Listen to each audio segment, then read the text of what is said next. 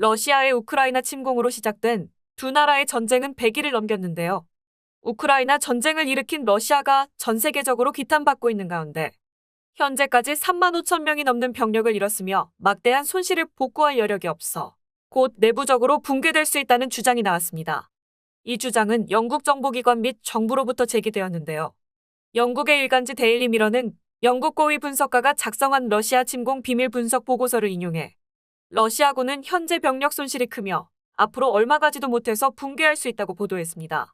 보고서에는 러시아군이 현재 3만 5천 명이 넘는 병력을 잃은 것으로 파악되며 잃은 병력에 비해 우크라이나에서 거두고 있는 승리는 매우 작다고 평가했습니다.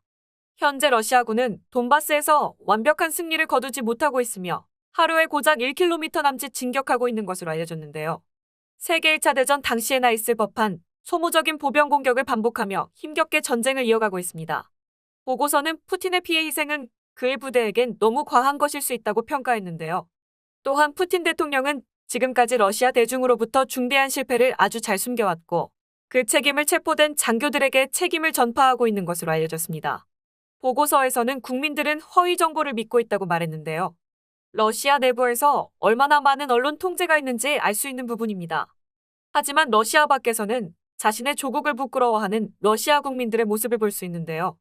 스위스 제네바 유엔에 근무하는 러시아 외교관 보리스 본다레프는 내 조국이 부끄럽다며 외교관직을 사임했고 우크라이나 침공은 우크라이나인들에 대한 범죄일 뿐 아니라 러시아 국민들에 대한 범죄이기도 하다고 한탄했습니다. 현재까지 러시아군이 잃은 것은 수많은 러시아 군인의 목숨만이 아닌데요.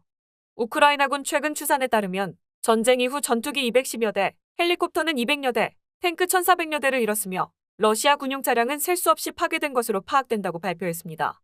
러시아가 이런 이익이 없는 소모성 전투를 계속해 나가면서 블라디미르 푸틴 러시아 대통령의 건강 이상설에도 무게가 실리고 있는 상황입니다.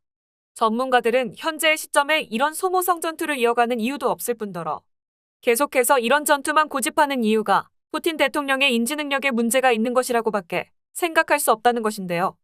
푸틴 러시아 대통령의 건강 이상 문제가 곳곳에서 나오고 있는 상황입니다.